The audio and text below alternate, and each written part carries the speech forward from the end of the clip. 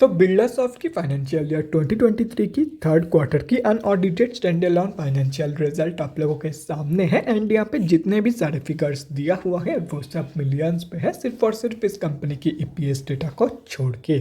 अभी यहाँ पे सब फिगर्स मिलियंस पे तो दिया हुआ है, लेकिन डोंट वरी अबाउट इट, क्योंकि मैं हर एक फिगर्स को क्रोर्स में कन्वर्ट करने के बाद ही आप लोगों को बताऊंगा, ताकि आप लोगों को भी समझने में आसानी हो।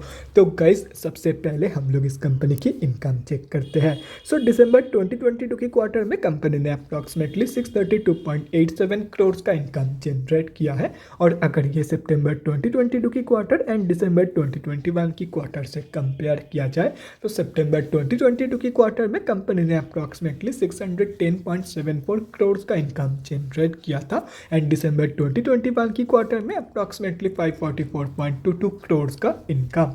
सो दिसंबर 2022 की क्वार्टर में बिरलासॉफ्ट ने बोथ केसेस में, मतलब क्वार्टर ऑन क्वार्टर बेसिस पे and year on year basis पे, दोनों के दोनों ही केसेस में एक बहुत ही बढ़िया पॉजिटिव इनकम ग्रोथ दिखाई है। तो अभी अगर इस कंपनी की एक्सपेंसेस के बारे में बात करें, तो दिसंबर 2022 के क्वार्टर में कंपनी ने अप्रॉक्सीमेटली 568.88 करोड़ का खर्चा किया है। सितंबर 2022 की क्वार्टर में कंपनी ने अप्रॉक्सीमेटली 544.43 करोड़ का खर्चा किया था। एंड दिसंबर 2021 की क्वार्टर में अप्रॉक्सीमेटली 449.94 करोड़ का खर्चा इस कंपनी ने किया था। तो अभी अगर यहाँ से इन तीनों क्वार्टर्स की प्रॉफिट मार्जिन कैलकुलेट किया जाए, तो दिसंबर 2022 की प्रॉफिट मार्जिन निकल के आ रही है अप्रॉक्सीमेटली 10.11%। सितंबर 2022 की प्रॉफिट मार्जिन निकल के आ रही है अप्रॉक्सीमेटली 10.85%। एंड दिसंबर 2021 की प्रॉफिट मार्जिन निकल के आ रही है अप्रॉक्सीमेटली 17.32% के आसपास। तो कंपनी की जो प्रॉफिट मार्जिन की ग्रोथ है वो अनफॉर्चुनेटली बोथ केसेस में नेगेटिव में निकल के आ रही है।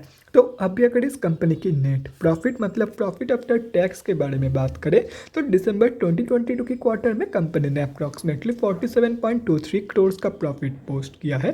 सितंबर 2022 की क्वार्टर में कंपनी ने अप्रॉक्सीमेटली 50.06 करोड़ का प्रॉफिट पोस्ट किया था। एंड दिसंबर 2021 की क्वार्टर में अप्रॉक्सीमेटली 69.6 करोड़ का प्रॉफिट इस कंपनी ने पोस्ट किया था। तो कंपनी की जो प्रॉफिट ग्रोथ है वो भी कंपनी की प्रॉफिट मार्जिन ग्रोथ की तरह ही बोथ केसेस में नेगेटिव में निकल के आ रही है।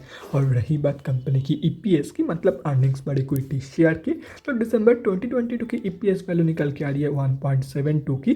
सितंबर 2022 की ईपीएस वैल्यू निकल के आ रही है 1.79 की। एंड दिसंबर 2021 की ईपीएस वैल्यू निकल के आ रही है 2.49 की। तो कंपनी की जो ईपीएस की ग्रोथ है वो भी कंपनी की profit and profit margin growth की तरह ही नेगेटिव में निकल के आ रही है, चाहे वो क्वार्टर ऑन क्वार्टर बेसिस के कंपैरिजन में देखा जाए या तो फिर ईयर ऑन ईयर बेसिस की।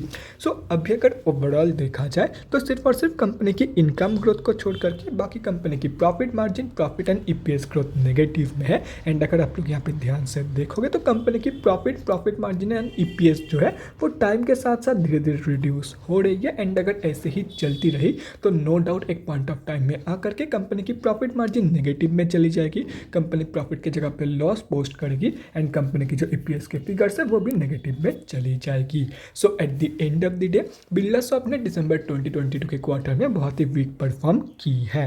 तो guys, that's it for this video. अगले वीडियो में मिलते हैं guys. Thanks for watching and stay safe.